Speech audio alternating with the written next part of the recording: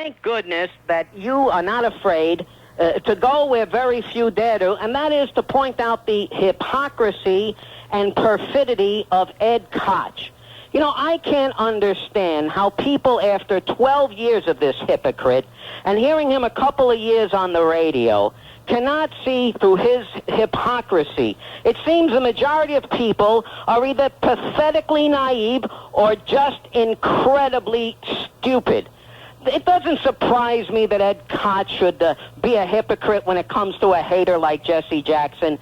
Isn't this the same Ed Koch who wanted to punish the great state of Arizona for legally not wanting to make Martin King a paid state holiday, but said nothing when they insulted every Italo-American in this country by dropping Columbus Day as a holiday? This is the same Ed Koch that wanted to punish the great state of Louisiana, which sought to legally elect David Duke their governor. Love him or hate him, loathe him, despise him, admire him, whatever one's feelings about Duke are. If that man was legally elected, what right did Ed Koch say that that state should be punished for that? This is the same Ed Koch that would have punished the state of Louisiana for legally electing that man governor, but went out and told not to turn over illegal aliens to Immigration and Naturalization Service. What did he think? He was emperor of the city of New York, going against the federal government? The same Ed Koch that wanted to punish the state of Colorado for not passing a special order to protect the rights of sexual degenerates and perverts. And in the height of hypocrisy, Ed Koch said, boycott Colorado, turns around and like Janus the two-faced God, said, let's end the boycott of Fidel Castro's Cuba, the worst human rights violation in the hemisphere. Does Ed Koch, could you imagine this man as president? He'd punish America and reward its enemies. And Bob Grant, when I hear about Farrakhan and Muhammad and all of these haters up there, I ask you, where are the good black people? I thought for sure last night at the Armory we'd see thousands of decent black people of conscience out there protesting that hatred, that anti-Semitism, the same way that we see white people show up when the Klan or the skinheads or any white racist group shows up. Should it surprise us that Jesse Jackson would denounce Farrakhan? Why should it? The man is supposed to be a reverend. Shouldn't we expect a reverend to be a man of conscience? Any person of any religion of conscience would denounce that. Yet when it comes to Jesse Jackson, they act as if the Messiah has arisen because he denounces hatred. Are we that desperate to see black people denounce hatred and bigotry in their own community? And before anybody says that black people are too busy working and earning a living to go out and protest against this type of hatred, in the 1930s in Germany, those people went to work, they sent their kids to school, and their silence meant that they supported Adolf Hitler. Does the silence of black America mean that either A, they are moral cowards, or B, it's a silent nod of approval? Thank you. Ladies and gentlemen, quintessential vintage Frank. Absolutely vintage Frank. What they ought to do with that telephone call is take a recording of it and play it tomorrow at 11:07. Difference of reason. My foot. Chris, you're on WABC. Hello. Bob, isn't it curious how Janet, Super Dyke, Weenie Roastin' Waco Reno, has now 2 years later deemed the life of Yanko Rosenbaum and Crown Heights important enough to take action when she jumped so quickly to deter a bogus, fraudulent black basketball coach strike, a tragedy she averted? Isn't it curious how the media jumps to its feet to kiss the butt of the historically anti-Semitic, anti-white Jesse Jackson because 3 months after the fact, he finds the heat put on by the Anti-Defamation League? Isn't it curious? White people, wake up. That's all I have to say. All right, Chris, on WABC. And let's see. Oh, yes, we're going to have a Bob Grant voice-off coming up in just a couple of minutes. But right now, Marty. Mario was in the May. Giuseppe Proviano Sachin. He can run New York State, but all the streets are full of hate.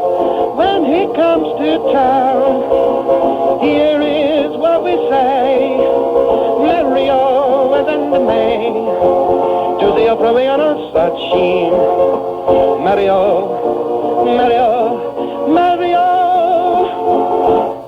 All right, I think in many respects, Marty, that's the best you've done. Okay, Bob, and I'm just going to say that Christians are not stupid. I believe in God, and even if there were a grain of sand in the universe, it would be a miracle of creation, and I'm glad that God made radio so I can talk to you. Good night, Bob. All right, that's Marty, Preacher Marty, we'll call him now. The Reverend Marty. Okay, WABC, here's Mark. An atheist could never come up with that song. That was brilliant. 2 points, quick points, Bob. Number one in healthcare, the second on taxes that we pay. I started a company with another fellow about 6 years ago in New Jersey, and we're up to 35 people. We voluntarily pay half of their health care payments to private insurance, and that's the best that we could afford, and it's a good program. We're hiring a fellow who's starting with us on Tuesday. He's got 3 kids. When he comes to, he's paying his own insurance now. When he comes to us, because we're paying half of the bill, his insurance payments is actually going to go down. Under the Clinton health care plan, where supposedly the mandate is that the employer will have to pay 80%, we've run the numbers. It'll be very, very difficult for us to maintain the kind of profit margins we need to stay in business, and we either have to let folks go or cut back or scale back or not do so well ourselves. So if anybody thinks that this health care plan is going to help, is not going to hurt middle class and small business, then they really haven't taken a look at the numbers, and this is a real-life situation. The second thing is, if people would look at how much they pay in taxes as an expense, as a budget item, and I don't think many people do. They look at their loans or they look at their car payments, but they don't look at taxes. Between my wife and I, we're this year going to pay about 17% in federal income tax, 4% approximately in state income tax, which God bless Governor Whitman, we're going to hopefully reduce, and the rest in Social Security, et cetera. It ends up being about 30% of what we earn going to the government. And then when we hear about abuses like what the government does with the post office in Congress, or Whitewater, or health welfare abuse, when we don't want to, we're afraid to get someone's fingerprint. Well, Jay will be back. He was back last night. Oh, he was back last night. Okay, and you weren't here. There was a game. I was preempted. You were preempted. But you'll be doing a full program. Yes. And then, of course, you'll be on tomorrow after the Best of Grant. Yes. And you're on Sunday as yes. well. Now, a week from tomorrow, you will be at the Rio Diner. Yes. Joining Jay and I. Pat Cooper will be there, Danny Aiello, Uncle Floyd, Governor Whitman. Really? Yes, she's supposed to be there. And appearing in the voice-off this afternoon, we are going to have Richard Girgenti, Director of the New York State Division of Criminal Justice Services, talking about a proposal in New York and California, among other states, that would require life without parole for criminals convicted of a third violent felony. Mr. Girgenti says such a plan will take some of the most vicious, serious habitual criminals off the street. On the other side of the issue, ladies and gentlemen, Jerome Skolnick, Professor of Jurisprudence at the University of California Law School and the President of the American Society of Criminology.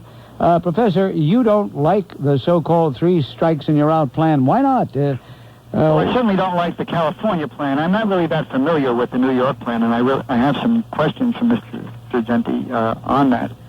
I think that the plan doesn't recognize the distinction among different kinds of criminals. For example, in California, almost all felonies are involved, and what the public has to realize is that most crimes are committed by young men. Anywhere from 13, 14, 15 to 25. Now, if somebody commits 3 crimes during those years, and 3 serious crimes, they might be spending 20 years in prison. They'll be out when they're 40, 45 years old. Those people are rather unlikely to commit crimes, and others will follow in their wake. If we put them in for life at a substantial cost to the taxpayer of maybe $50,000 a year with capital costs for 40 years, you're going to pay, the taxpayer is going to be paying for very expensive geriatric care. And that's why I don't like these kinds of rigid, determinate sentencing systems. All right, Mr. Girgenti, you heard what the professor said. What's your response? Well, first of all, I think the California proposal is different than the New York proposal in that the New York proposal is much more targeted. We're focusing the emphasis on violent criminals, and in this case, repeat violent criminals. What we're talking about here are not low-level drug dealers. We're talking about rapists, armed robbers, those who have caused serious physical injury to others. I think there reaches a point in which society needs to have its lawmakers draw a line in the sand, to basically put a stake in the ground and say that certain types of behavior is simply unacceptable or intolerable. Someone who commits repeated crimes, particularly repeated violent crimes, I believe has forfeited their right to function freely in society. We have a responsibility to protect our citizens from these types of criminals. I don't propose draconian sentences. I don't believe that punishment should not be individualized. I believe it should be individualized. But I think our proposal, Governor Cuomo's proposal, is specific enough and targeted enough to be real and to not suffer from some of the infirmities described by Dr. Skolnick. All right, Professor Skolnick, after hearing at least a sketch of what the New York plan is like and how it differs from California's, how do you feel, at least on the surface, about the New York plan? Yeah, well, I have really a couple of questions.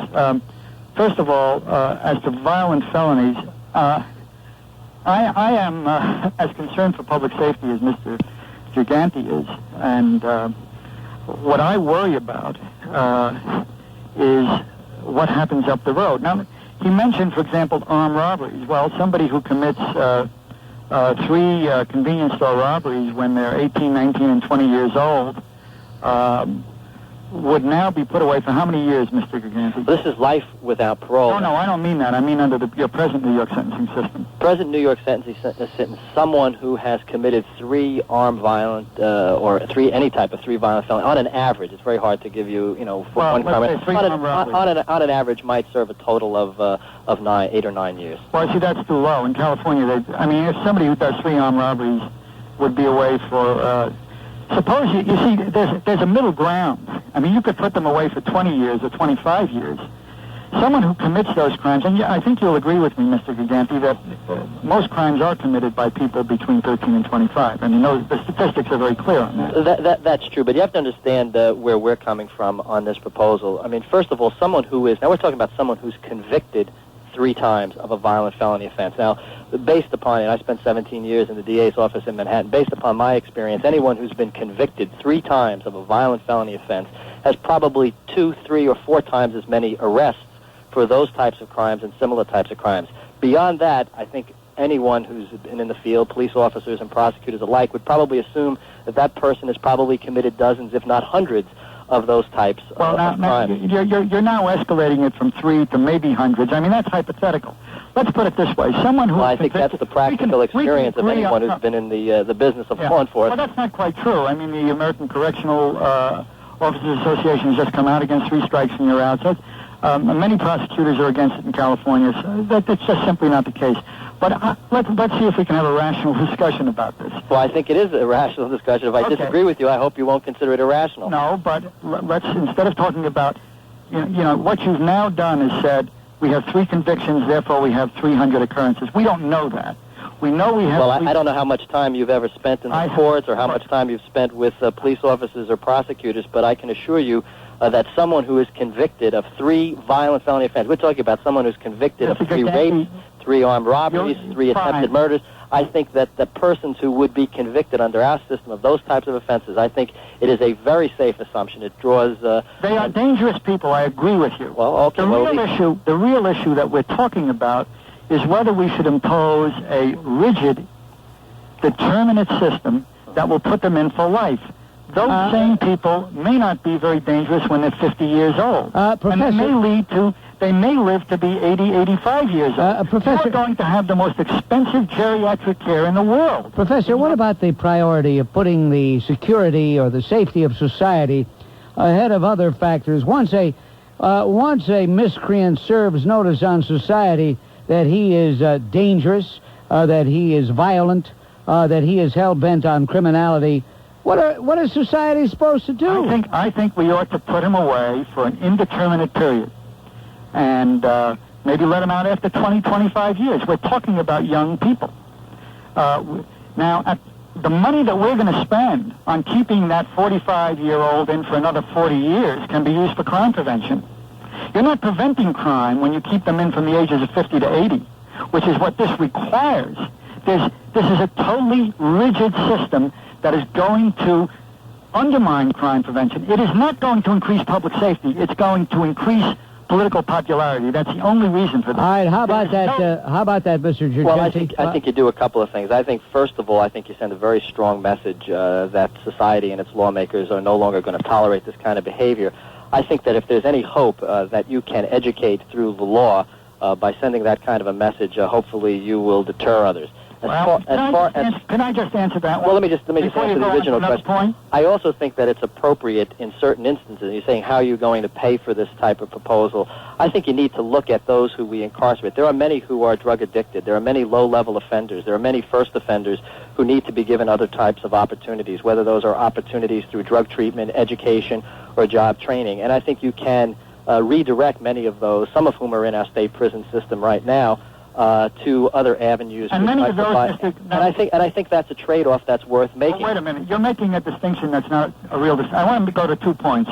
One is the question of deterrence. Now, Mr. Giganti, before you had a hypothetical of somebody who's convicted 3 times has committed 300 felonies. You did not deter him before. He has already been convicted twice. He's gone to prison. You didn't deter him. We're not talking about rational thinkers here who are going to make a decision as to whether they're going to worry about whether they're going to get caught and convicted. They're not going to worry about what the size of the sentence is. That's the first point. The second point is, yes, you're right about drug offenders, but isn't it, you've been in the system, many of those drug offenders are precisely the people who are committing convenience store robberies, who are committing nighttime burglaries that would be affected by your proposal. Isn't that right? Many of them are, and many of them are not. And I think that we can give someone an opportunity up to a point. Wouldn't it make more sense to have an indeterminate system where you're not rigidified? Couldn't you look back afterward and say, allow a judge to say, well, this person we should allow to be diverted, and not this person because of their background and record and history? I guess where you and I disagree very simply is that there reaches a point at which you have to draw a line, at which you simply say that this kind of behavior is simply unacceptable. Someone who rapes 3 times, separate occasions, over a period of time, someone who robs at gunpoint a convenience store, someone who murders or attempts to murder. I believe, and I think most voters and I think most citizens today, if you took any type of a poll or if you asked people what they wanted and expected from their criminal justice system, I think the answer would be simple. It would be clear. They do not want these people on the street. Not now, not in the near future, and not even in the distant future. And I don't think that that is an inappropriate thing for our laws to say and do in order to keep our society safe. Gentlemen, we've run out of time. However, Mr. Giorgetti, since I do have you on the line, your reaction to the news that the federal authorities will investigate Crown Heights. Do you know anything about that? And what is your view? Yes, I've kept up on the wire stories today, and I've always been in contact with the federal authorities since the time of the Crown Heights report, urging them to look at this very, very carefully. And I know the governor and I have both spoken to Janet Reno and to Zach Carter, who is the U.S. Attorney for the Eastern District. I think it is long in coming. I think long overdue.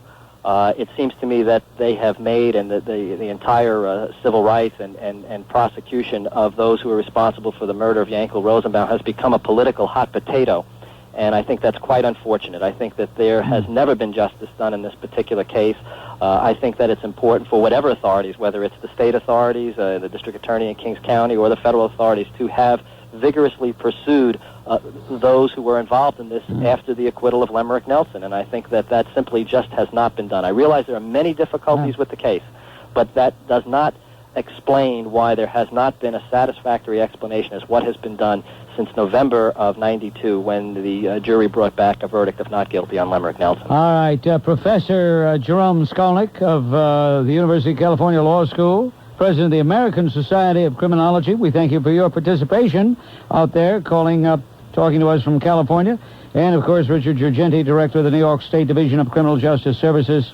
We appreciate you participating in the voice-off. Thank you both, gentlemen. Thank you. Israel, and sing it out forever, Israel. What people ever paid a price so high to see the Star of David in the sky. That's it. Brilliant, Marty. See you later. You're unique. Bye. 1 in a million. Thank you. Thank you. He is great. First of all, they're just out to destroy a Democratic president. Like the liberals loved Ronald Reagan from the first day he was in there. They're still trying to trash him 5 years after he's left office. Does Iran-Contra ring a bell? Yeah, well, thanks for bringing that up. That hypocrite, Christopher Dodd, says the American people aren't interested in white Watergate. Yeah, he didn't say that during Iran-Contra and Watergate. And every scandal now ends in the term gate. Everything's been named after Watergate to keep reminding us of it. But that's part of the plot, John. Tim, who just called, said this stuff about Clinton went on 15 years ago. Bill Clinton has been a crook for a lot longer than that, and a professional liar and a sneak. But look how hypocritical and sneaky the liberals are.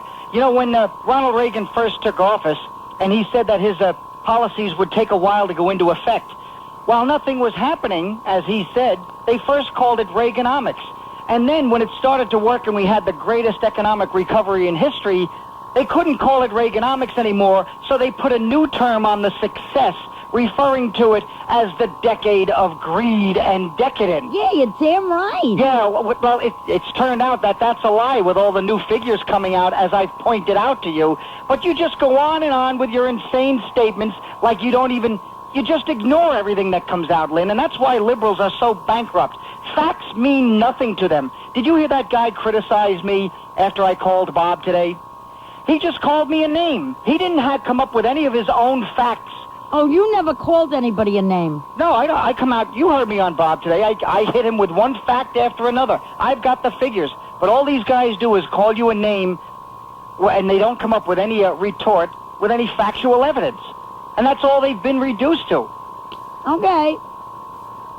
So you jawbone. I just called him a name. He hung up on me. Well, Steve Milesburg. God bless John from Staten Island. What kind of a name should I... Oh, please, you're such a right-wing... And you called him a gavone, which you know, your honey, Phil Sims. Did I tell you this story once before? No. He didn't. He listens to Grant all the time. And he once asked me, he said, ask Bob Graham, what's a gavone? And so Grant had to explain it to him, what a gavone was. Doesn't Phil Sims listen to me? I'm sure now he probably... Rich from Mineola, hello. Yes, Bob, good afternoon. It's with more than a little concern that I call you today concerning the apparent calculated start of the real black revolution in this country. When 6 of my neighbors are victims of a premeditated murder, 3 innocent, non-black people are knifed by an African. And you notice I say the word African, Bob, because he's not an American. I see that there is a start to put an end to the way of life that we in the United States know. So I look for the source of this direction. Someone has to be telling these people what to do and when to do it. So I turned to the station up the dial, and I happened to turn in today, and there was a moderator talking to the leader of this mosque number 7. And this leader said to them that they've had 400 years of bondage in this country. Correct me if I'm wrong, Bob, but was it not in the 1860s, after these slaves were freed, that they were given free passage back to Africa, to a country called Liberia, where they could start their lives anew? Is it not time for these people to head back that way now? And I would be the first to offer a donation for the first family of 30 to send them back there, and I'll pay their way back there. That's all I have to say. Well, of course, you know full well that they don't want to go. They want to stay right here because no matter what they say, no matter what they do, they know that this is the greatest country in the world for them to live in. Also, they know that they have been getting away with all of this because most people are feckless. Most people are so timorous, they don't speak the way you do. And therefore, when I get a call, as I did in the first round of today's program, where this black caller talked about the rage in the community. Rage over what? Exactly. Okay, thank you.